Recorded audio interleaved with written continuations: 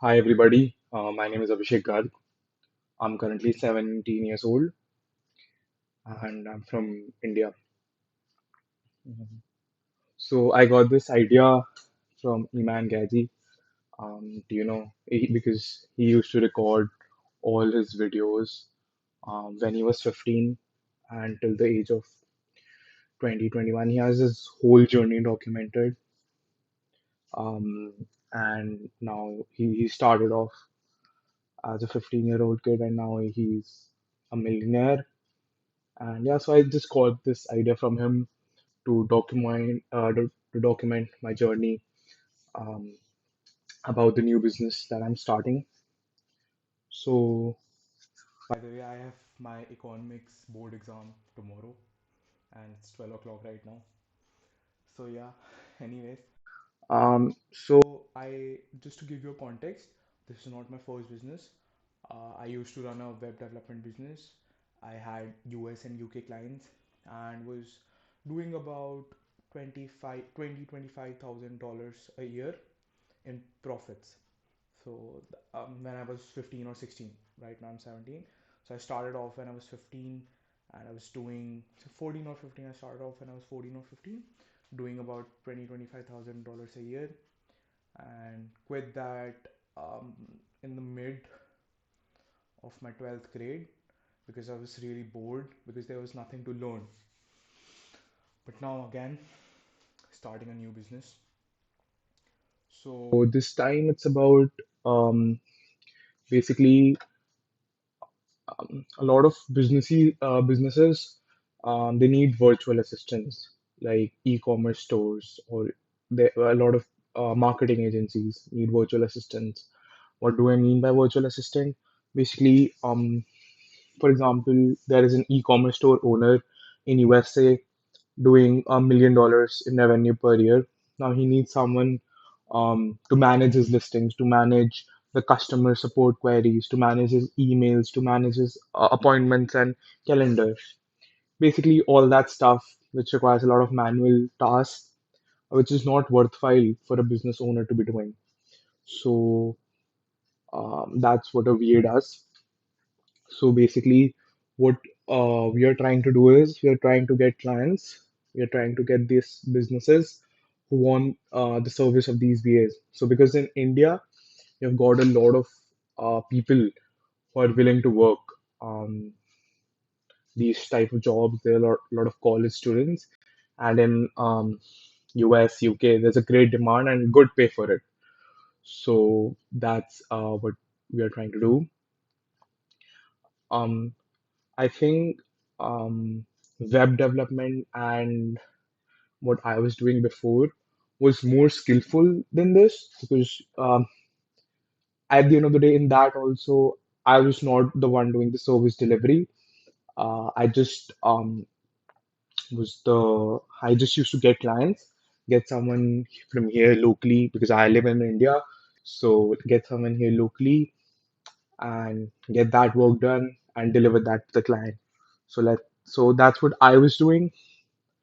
And then the margins are pretty great. So in that there is a lot of technicalities involved. So it's a much more skillful job than this virtual assistant thing. Right now, I'll be getting clients like these businesses who want virtual assistant, and I'll be getting the college students who will be doing these tasks. But these tasks are not very technical. So so it's not a very technical job. But from the last business that I did. I in the end when I quit it, like because I was just bored of web development. There was no room to grow. And I didn't like it that much. So in the last I learned how to get clients consistently. I'll be discussing that in later videos. But uh, like the major thing that I feel if you're in the service based business and doing this on a scale like us, like on a very small scale and not that technical things. So the major problem is getting clients, and I figured that out basically how to consistently get clients. those are predictable because in my last business it was just referral based. It was all over the place. Like I used to get sometime I used to get clients from Telegram and like stuff like that. It was very random. It was not a certain way that I used to get the clients. So in this, I have a way. We have set like me and the co-founder have set up all the things. Probably we'll start in like 5 to 6 days more because it takes some time. So I'll be discussing what we're we're doing to get clients in the later video. But this video is all about what the business model is basically. So to just tell you how we make money, basically in USA, let's say the minimum wage rate is, let's say, $8 per hour, right? Some places it's $12 per hour, something like that. But let's because this is not minimum wage work, definitely. This is a little bit higher. Let's say it's $15 per hour, let's say. To get work done like this in USA, you need to pay someone $15 per hour, and let's say he works 20 hours a week, 20 hours a week. So 15 into 20, that's like $300 a week. That's like $1,200 a month. So to get someone in USA to work as a virtual assistant, so you need to pay $1,200 a month, and that's too on the lower like $1,200 is on the lower side. Like generally it's like $1,500 to $2,000. But in India, so what we can do is we can charge them $1,000 a month, and in India we can easily get it done for 200 $300 a month. There are a lot of college kids that like who $300 is like 25,000 rupees, which is a lot for a lot of college kids, and they're pretty smart to do all these tasks. So that's basically where how we make money. Also, um, I think that's it about the business model. There's nothing fancy in this. It's a simple arbitrage. Like, um, you have got cheap labor in India here, and it's expensive to get it done in USA. The minimum wages there are high, so you're just exploiting that. I think that's what all the big companies are doing as well, like TCS, Infosys. What they're doing. Technically, they're not developing something new. They also have clients from US. They hire developers from India. Like for example, they charge those US clients $35 to $40 per hour. Like a monthly billing of a software developer might go like to $10,000, $15,000 a month. But they pay like in India in INR, they just pay 2 lakh, 3 lakh rupees a month. So that's how also how these big IT companies are making their money. So that's what we are also doing. And the biggest thing is it's not a very like the thing is what we're gonna do, like this virtual agent thing and all, it's not very technical, like um and that's why it's the major thing that we'll have to focus on is operations is very easy because we are here in India, so it's very easy. You have got a lot of good people who want to work, so operations is not a problem. The problem is getting clients, and I think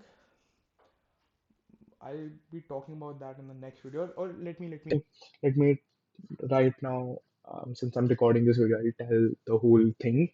So basically, what we're gonna do is do cold emailing on a large scale. By large scale, I mean 1,000 emails a day, or 5,000 emails a day, or 500 emails a day. So in that scenario, and this is all automated using softwares. I might make a video on how to do all this stuff. There's a lot of stuff available online, but I'll still show the results what we'll be getting through these methods. But the simple thing is, and I have already tested out these strategies for not business purposes, but for other things. So cold emailing works amazing, and on a volume like it's impossible not to get a client. Let's say you're sending 1,000 emails a day, right? Even if you have a trashy offer, even if you're in a very saturated market, thousand sending 1,000 emails a day means you're reaching about, and those are landing in inbox. So that's where the software and the technical part of it comes into picture. Like they need to land in inbox, those 1,000 emails. But if you're sending 1,000 emails a day, let's say 600 of them or 700 of them are new leads and 300 of them are follow-ups. So you're reaching out to 700 new people every day.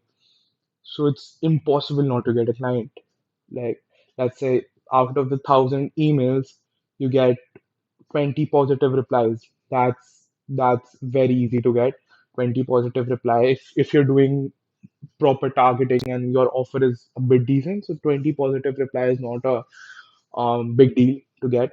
Out of that 20 positive, let's say you get 2 to 3 meetings booked, and out of that 2 to 3 meetings, I I mean, if you do 10 meetings, I'm sure we can close one client. So, like out of 1,000 emails, we'll book 2 meetings. Let's say 5,000 emails, we'll book 10 meetings, and in those 10 meetings, I'm pretty sure we can close one client. So within a week of starting these email campaigns, um, I think we'll have one client. So this is on the email automation part. That's the technical part of it, how to do that and all. That's not very complicated, but the people are not doing it because first, there's a entry cost to it. Those softwares are not cheap, but since I had a lot of capital from my other business, it's not a big expense for me. And secondly, they do not have the faith in the process because it takes a little bit of time, to get those things set up, to learn those things, and to actually execute those things. So they do not. So that's why there's a entry barrier, and most people don't do it. But it just works amazing, crazy, because you are doing it on a scale. So even if you have a shitty offer, even if you're in the most saturated market, you'll still make money. Like I have seen people do it for like crazy high tickets, like $10,000, $20,000, $30,000 of worth of services. Like they're selling through this cold emailing. Okay, so that's the first marketing channel, and the second marketing channel is through Instagram, because there's a lot of businesses who are on Instagram and who need VAs, virtual assistants, e-commerce companies. So I think we'll do Instagram automations as well. We'll set up just 10 Instagram accounts and put an automation in that, to send 50 messages per day. So in total it becomes 500 messages per day. So if you're sending 500 messages per day, I'm pretty sure we'll be booking one meeting every single day. So that's what we're doing through Instagram. So all in all, this is how we're gonna proceed. So Instagram and email marketing, these two things, and I'm pretty sure we'll get a client within the next 2 weeks. And that once we get one client, we'll use that money to invest in more software, more leads. Like it's from after that, it's very simple. After that, doing things is very simple. Getting the first client is the harder task. Since I have done it before, I have the confidence in it. Most people lose hope within the first week or 2 weeks of doing this, but I'm pretty sure I'll be able to do it. This time I have the co-founder with me as well, one co-founder with me as well. He's an amazing person, and he handles all the operations and stuff. And like it's very amazing to have somebody beside you, because there are a lot of times when you do not want to do the work, and the other person pushes you to do it. So it becomes much simpler. The tasks are also divided, so it is much less hectic for you. So yeah, I think this is gonna pan out well, and yeah, let's see. So this we've started this a week back. It takes a lot of time to set up the email marketing and stuff like that. So it's been a week, but I'll try to upload consistently from now on. Yeah, that's it.